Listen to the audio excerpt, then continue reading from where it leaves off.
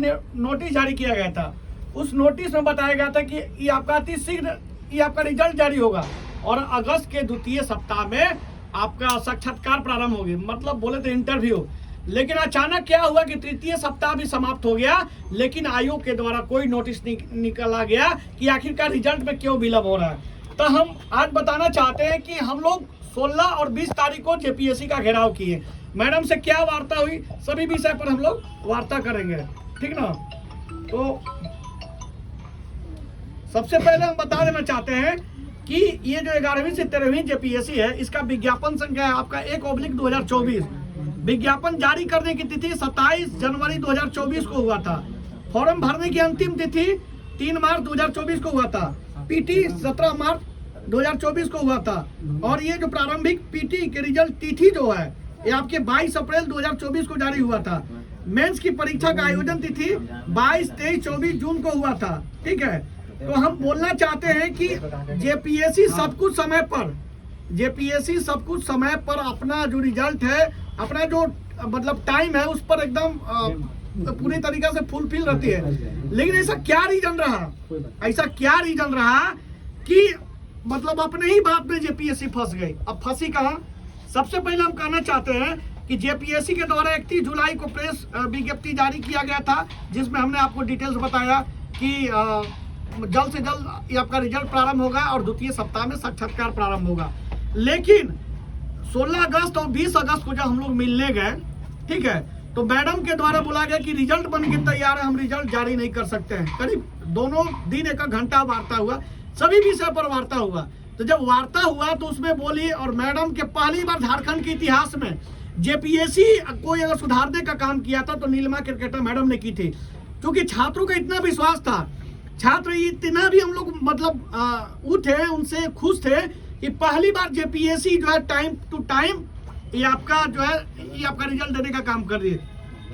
लेकिन मैडम महोदया के आंख से आंसू पहली बार छलका है। ये बहुत बड़ी इस राज्य के लिए दुर्भाग्य की बात है कि किसी मतलब कोई जो रिटायरमेंट होने वाले हैं और रिजल्ट बन के तैयार है, लेकिन रिजल्ट देने में सक्षम नहीं है। क्यों? मेरा हाथ बंधा हुआ है। अब भैया हाथ क्यों बंधा हुआ है, हम उस पर भी चर्चा करेंगे।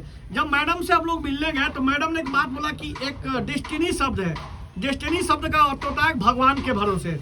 मैं पूछना चाहता हूं कि क्या झारखंड सरकार भगवान के भरोसे चल रही है?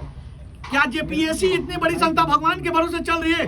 आखिर ऐसा क्या रीजन है कि मैडम के मुख से एक बात निकला डेस्टिनी जो भगवान के भरोसे चल रही है। और मैं बोलना चाहता हूं ये डेस्टिनी शब्द जो है जो भगवान के भरोसे चल रही है, तो आखिर क्यों? जब 31 जुलाई को आप एक नोटिस जारी करते हैं, उसके बाद जब छात्र परेशान हो जाते हैं, तो मैं आपको बता दूं, इसका प्रमाण दूंगा कि इसमें सरकार के सिस्टम हावी हो रहे हैं। जिस प्रकार छठा जेपीएससी में क्वालिफाई पेपर को जोड़ के पास किया गया, 7वां से 10वां जेपीएससी में बिना मार्कशीट के कॉपी चेक करके पास किया गया। जब हम लोग आवाज उठाए तो उनको बाहर किया। तो जब 11वां से 13वां जेपीएससी का जब रिजल्ट बन के तैयार है तो क्यों देने में आप मुकर रहे हैं? ठीक है। और आपके यदि मेंस का रिजल्ट अगर जल्द से जल्द अगर अंतिम प्रक्रिया प्रकाशित हो जाती, तो अगर नहीं हो रही है तो इसमें पूरी तरीका से अनियमितता और धांधली की प्रबल संभावना है। इसका भी हम प्रमाण बताएंगे कि क्यों अनियमितता है और धांधली का क्यों प्रमाण है। चूंकि वर्तमान में जेपीएससी अध्यक्ष पद का रिक्त है, चूंकि मैडम खुद अपने से त्याग पत्र दिए हैं, उस पर भी हम आएंगे।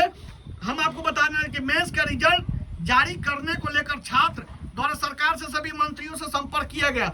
मैंने लगातार मुख्यमंत्री महोदय के यहाँ 6 बार गया, लेकिन वहां का स्पेशल ब्रांच ने मुझे बाहर कर दिया।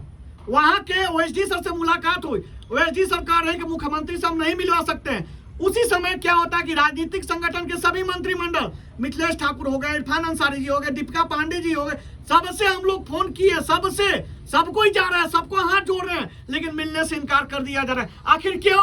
इस राज्य का मुखिया अगर छात्र से नहीं मिल सकता तो किनसे मिलेंगे? सिर्फ राजनीतिक संगठन के लिए राज्य मिलने के लिए मुख्यमंत्री से बना है। ये सब देखते हुए और जेपीएससी के जो अध्यक्ष महोदया जी तो पहले थी, वो महामहिम से मिलकर सदस्यों की योग्यता और कार्यशैली पर भी चर्चा किए। क्योंकि एक असिस्टेंट प्रोफेसर एक प्रोफेसर की नियुक्त कर रहा है, बताइए कार्यशैली क्या है। और ये जो है हम आपको बता रहे हैं, सोशल मीडिया के माध्यम से छात्रों के बीच गड़बड़ी अनियमितता को लेकर काफी निराशाजनक स्थिति बना हुआ है। इसलिए कि सोशल मीडिया में हम लोग जो लगातार 16 और 20 को जो लगातार वार्ता करने का प्रयास किए, मुख्यमंत्री से मिलने का प्रयास किए, इवन राज्यपाल से भी मिलने का हम लोग प्रयास किए, लेकिन राज्यपाल महोदय भी मिलने से इनकार कर रहे हैं। लेकिन वही अगर राजनीतिक संगठन के लोग जाते हैं तो तुरंत मिल लेते हैं। क्या हो गया भैया, छात्र कहाँ जाए? और अब तक हम सारे चीज बता रहे हैं। इस रिजल्ट पैनल बनाए रखने के लिए बिल्कुल इनकार नहीं किया जा सकता है कि जेपीएससी इसमें वो कर रही है ना, मनमानी कर रही है। एक मीडिया किन किन परेशानियों का सामना करना पड़ रहा है। सबसे बड़ा चीज है कि जो मेंबर हैं, ये बात तो स्पष्ट है, जो मेंबर हैं सरकार के द्वारा चुने गए हैं, सरकार के द्वारा भेजे गए हैं। जो मेंबर का हम आपको नाम भी बताते थे, आपका जिसे पहला मेंबर है आपका अजिता भट्टाचार्य, ये असिस्टेंट प्रोफेसर है, लेकिन प्रोफेसर की नियुक्ति करती है। मैडम महोदया क्या क्या राज्यपाल से मिले, हम सब आपको बकायदा प्रूफ के साथ हम लाए हैं। ये सुप्रियो भट्टाचार्य की पत्नी है। बताइए, एक राजनीतिक संगठन से जुड़ा हुआ व्यक्ति आयोग में बैठा हुआ है ना। उसके बाद जमाल अहमद जी, ये भी कोई कांग्रेस के कोई पुराने सदस्य के मतलब बड़े नेता के कहीं सुपुत्र हैं। और ये आपका अनीमा खान था, ये भी कहीं ना कहीं राजनीतिक संगठन से जुड़ी हुई है। ये तीनों मिलकर, ये मैं नहीं कह रहा हूँ, ये पूरे राज्य के युवा कह रहे हैं कि ये तीनों मिलकर यहाँ का जो रिजल्ट है वो उसमें गड़बड़ी हेरफेर करना चाहते हैं। मैडम जी बोल रही हैं कि हमारा हाथ बंधा हुआ है। आखिर क्यों हाथ बंधा हुआ है? कारण क्या है? कारण यही है कि इसमें अध्यक्ष महोदया का कुछ चला नहीं। अध्यक्ष महोदया खुद बोल रही है कि रिजल्ट बन के तैयार और ईमानदारी से जारी करना चाहते हैं, लेकिन इस पर लोग दबाव देना चाहते हैं। दबाव कौन है? मैं तो खुल के बोल रहा हूँ कि ये तीनों मेंबर का ही दबाव है।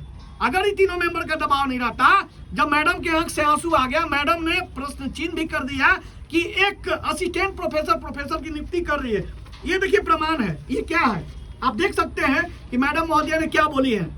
आप देखिए यहाँ पर ये प्रमाण है। हम तो ये नहीं कर रहे, ये पेपर में दिया हुआ, हमने तो नहीं बोला है। तो और भी चीज है